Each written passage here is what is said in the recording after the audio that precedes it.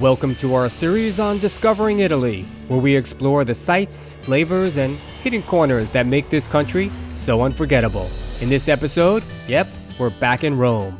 In our first Rome episode, we covered everything you need to know about Vatican City. Now we're headed to one of the world's most legendary landmarks, the Colosseum.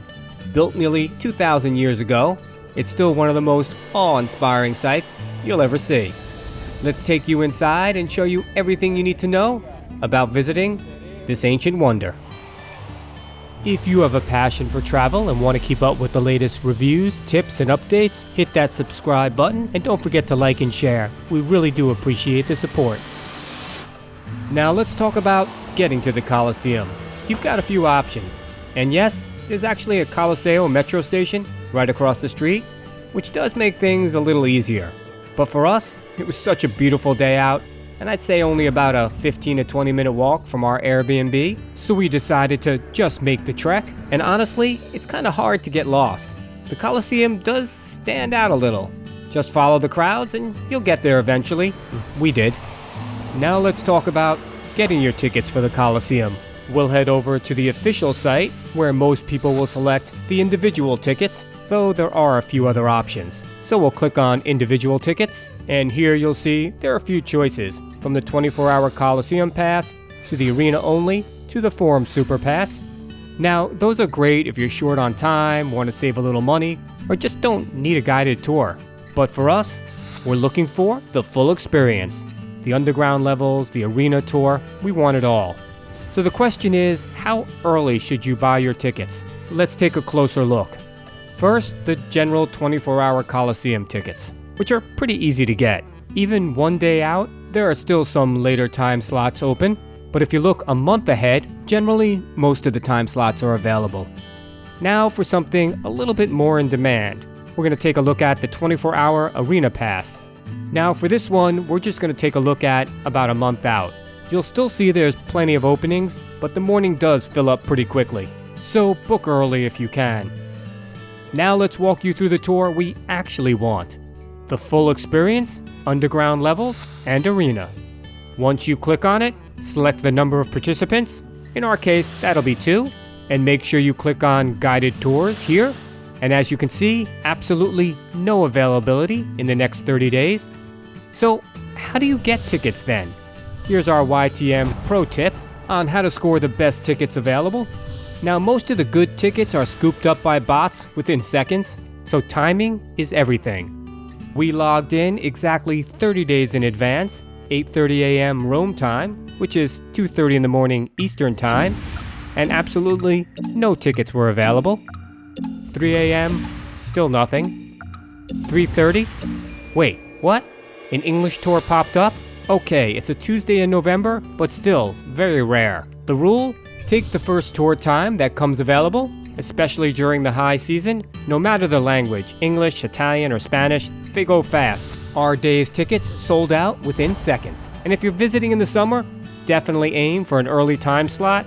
It gets really hot in the afternoon.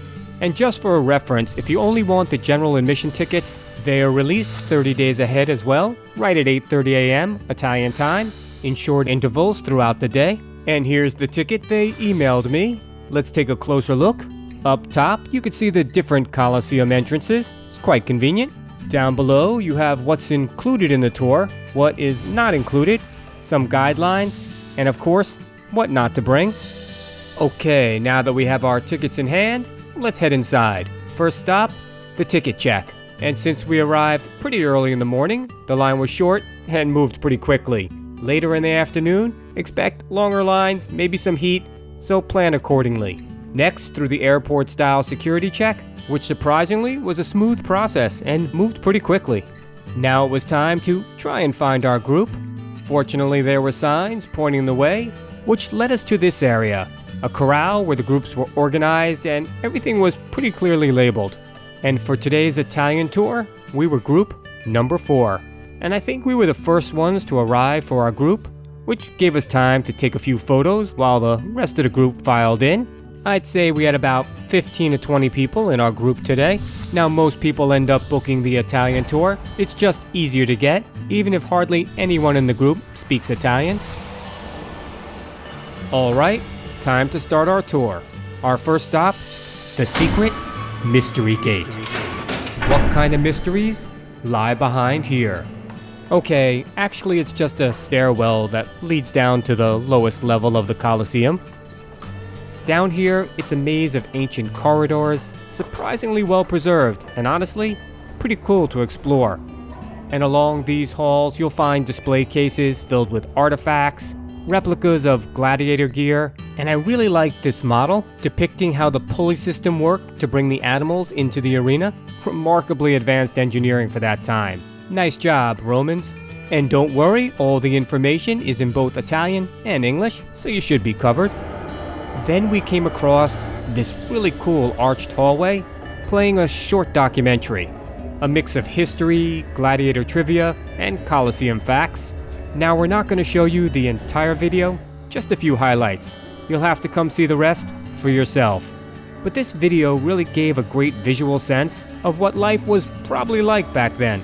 After the short film, we continued deeper through the tunnels, and every turn felt like you were stepping a little further into history. Now, just try to imagine, about 2,000 years ago, the chaos going on down here, animals being raised by pulleys, stagehands setting up scenes for the next big show, gladiators pacing nervously waiting for their moment, and even though some of it is in ruins now, you really get a sense of how massive this underground network was. It stretched beneath nearly the entire arena. As we made it down one last corridor, I'd like to think this is where the gladiators once stood, waiting for their cue. You could almost feel that tension. The roar of the crowd just beyond the walls, their fate sealed the moment they stepped forward. The echo of thousands chanting your name, or someone else's. Every step closer, the noise rising, the adrenaline kicking in. This was the moment of truth. The bravery, the fear, the spectacle. It was time for the gladiator. Okay, it's just me, but you get the idea. Now it was time for us to step out onto the arena floor itself, and surprisingly, it really wasn't that crowded. Only a few other tour groups roaming around, so we could really take our time, and not having to wait on other groups was a real luxury, considering it was almost 90 degrees out today. Now, this arena floor wasn't just for gladiator combat. It served as a stage for political rallies and public executions, showcasing the might of the Roman Empire, and let's be honest, a lot of testosterone. Now, the word arena actually means sand in Latin, fitting since the floor was covered with it, basically used as it was a good surface to soak up blood and other fluids. I know, kinda gross, but that's history for you. And just walking around the arena, you can kinda tell the Romans were way ahead of their time. It was fascinating. The arena floor could be filled with water for mock naval battles, known as pneumachi, complete with ships and real combatants. Now, as we wandered through these ancient corridors, we found it kind of fascinating to see the remnants of what once was. But now, our time underground has come to an end, and it was time to head back up the stairs from whence we came, and back out through the secret Mystery Gate. But our tour wasn't quite over yet.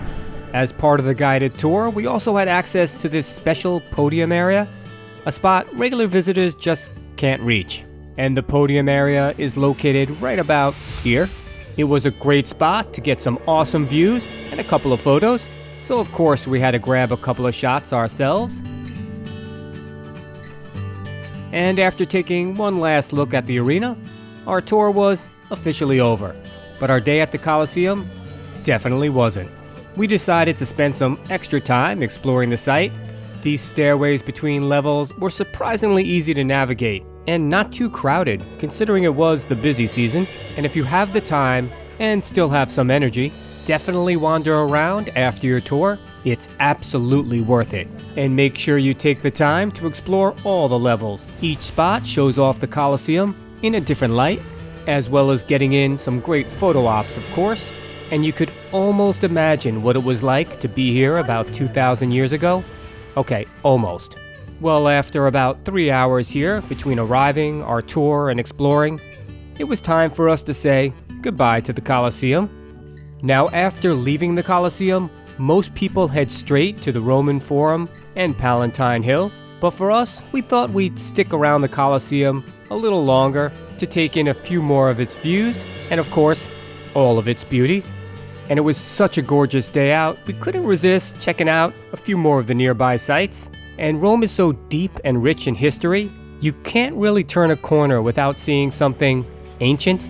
It's basically like being in a museum, except you're out in the open air, surrounded by it all. So thank you for joining us on our journey through the Colosseum today. And since it was such a hot day, we decided to grab a few beers, regroup, and head out to see what else Rome has to offer.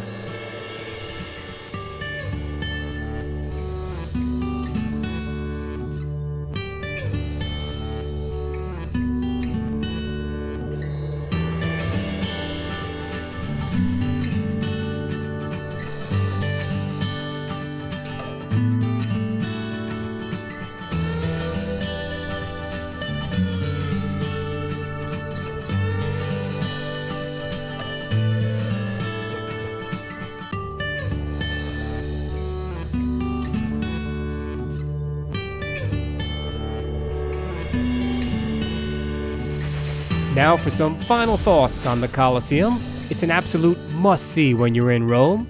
Whether you just visit with a general admission ticket or go for the underground and arena tour like we did, it's completely worth it. Make sure you book early and aim for a morning time slot. That way you could avoid the crowds and beat the heat if you go during the high season. Make sure to take your time and explore everything. I hope this helps you plan your own trip to Rome. Safe travels.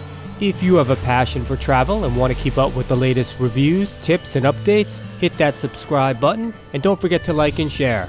We really do appreciate the support.